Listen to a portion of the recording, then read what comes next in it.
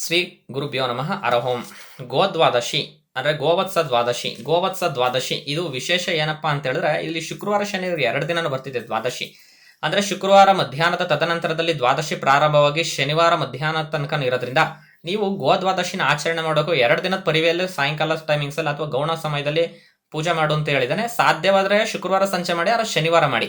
ಗೌಣ ಕಾಲ ಪೂಜೆ ಅಥವಾ ಗೌಣ ಪೂಜೆ ಅಂತ ಹೇಳ್ತಾ ಹೋಗ್ತೀವಿ. ಗೌಣ ಪೂಜೆ ಮಾಡಿಸಿ ಒಂದು ಆಕಳು ಮತ್ತು ಕರು ಎರಡು ಒಂದೇ ಬಣ್ಣದಾಗಿರ್ತಕ್ಕಂಥ ಹಸು ಕರುನ ಹೊಡ್ಕೊಂಬಂದ್ಬಿಟ್ಟು ತಗೊಂಬಂದ್ಬಿಟ್ಟು ನೀವೇನು ಹೊಡ್ಕೊಂಬಂದು ಪಾದ ಕೊಂಬು ಬಾಲ ವಿಧಿವಿಧಾಚನೆ ಅಷ್ಟೋಪಚಾರ ಮತ್ತು ಷೋಡೋಪಚಾರ ಪೂಜೆನ ಕರೆಕ್ಟ್ ಮಾಡಿಸಿ ಅದಕ್ಕೆ ಒಂದು ವಸ್ತ್ರಧಾರಣೆನೆ ಮಾಡಿ, ವಸ್ತ್ರಧಾರಣೆ ಆದ ತದನಂತರದಲ್ಲಿ ಒಂದು ಮಂತ್ರೋಪದೇಶನ ಕೊಟ್ಟಿದ್ದಾರೆ.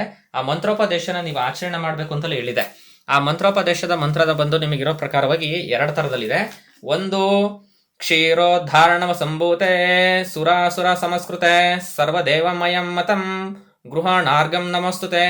ಈ ತರನ ಗೋಮಾತೆನ ಪೂಜಿಸಿ ಅದು ನೀವೇನ್ ಮಾಡ್ಬೇಕಪ್ಪ ಅಂತ ಹೇಳಿದ್ರೆ, ಅದನ್ನ ಹಾಲನ್ನ ಇರ್ತಕ್ಕಂಥದ ಒಂದು ಆ ಕಂಚಿನ ಪಾತ್ರೆ ಆ ತಾಮ್ರದ ಪಾತ್ರೆಯಲ್ಲಿ ಹಾಲನ್ನ ನೀವು ಕ್ರೋಢೀಕರಿಸ್ಬೇಕು. ಕ್ರೋಢೀಕರಿಸಿದನ್ನ ವರ್ಜನ ಮಾಡಿ ಆರ್ಗೆನ ಅದಕ್ಕೆ ಬಿಡಬೇಕು. ಆರ್ಗೆನ ಬಿಟ್ಬಿಟ್ಟು ಉದ್ದಿನ ಒಡೆಯರನ್ನ ಹಾಕಿಸ್ಬೇಕು. ಆಕ್ಚುಲಿ ಉದ್ದಿನ ಒಡೆಯರನ್ನ ಗೋಮಾತೆಗೆ ಹಾಕಿಸಿ ಪೂಜೆ ಮಾಡಿಸೋದ್ರಿಂದ ಈ ಮನೆತನದಲ್ಲಿರ್ತಕ್ಕಂಥ ಕರ್ಮಗಳು, ಶಾಪಗಳು, ವಿಮೋಚನೆಗಳು, ಪ್ರೇತ ಶಾಪಗಳು, ಭೂತಾದಿ ದೋಷಗಳು ಮತ್ತು ಸಂಬಂಧದಲ್ಲಿ ಬರ್ತಕ್ಕಂಥ ವಾಗ್ದಾನ ದೋಷಗಳು ಎಲ್ಲ ಕ್ಲಿಯರ್ ಆಗ್ತಾ ಹೋಗುತ್ತೆ. ಅವತ್ತಿನ ದಿನ ಏನಪ್ಪಾ ಅಂತ ಹೇಳಿದ್ರೆ, ವಿಶೇಷವಾಗಿ ಬೇಯಿಸಿದ ಹಣ್ಣನ್ನ ತಿನ್ನಬಾರದು. ಗೋಕ್ಷೀರ ಮತ್ತು ದಧಿ ಅಂದ್ರೆ ಮೊಸರು, ಘೃತ, ತುಪ್ಪ ಈ ಎಲ್ಲದನ್ನು ನಿಷೇಧ ಮಾಡಬೇಕು. ಅವತ್ತು ಎಣ್ಣೆ ಹಾಕಿದ ಪದಾರ್ಥ ಆಹಾರನ ಸಾಧ್ಯವಾದಷ್ಟು ಬಿಡಬೇಕು. ನಕ್ತ ಭೋಜನ ಮಾಡೋದು ತುಂಬಾ ಒಳ್ಳೆಯದು. ಮೃಷ್ಟಾನ್ನ ಭೋಜನದಲ್ಲಿ ಆಹಾರ ಹಣ್ಣು ಹಂಪಲುಗಳನ್ನು ನೀವು ಸೇವನೆ ಮಾಡಬಹುದು. ಸೇವನೆ ಮಾಡಿ ಸದ್ಯಕ್ಕೆ.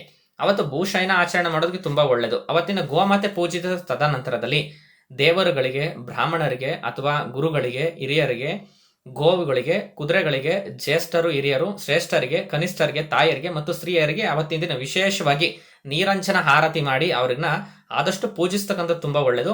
ಇದನ್ನು ಗೋವತ್ಸ ಜಯಂತಿಯಿಂದ ದಿನ ವಿಶೇಷವಾಗಿ ಆಚರಣೆ ಮಾಡಿದ್ರೆ, ಗೋಮಾತೆ ಗೋ ಆಚರಣೆ ಮಾಡೋದ್ರಿಂದ ನಿಮ್ಮ ಮನೆತನದಲ್ಲಿರ್ತಕ್ಕಂಥ ಶಾಪ ವಿಮೋಚನೆಗಳು ಬೇಗ ಕ್ಲಿಯರ್ ಆಗ್ತಾ ಹೋಗುತ್ತೆ. ಸಾಧ್ಯವಾದಷ್ಟು ಅವತ್ತಿನ ದಿನ ಮಾಡ್ಕೊಳ್ಳಿ, ತುಂಬಾ ಒಳ್ಳೆಯದು.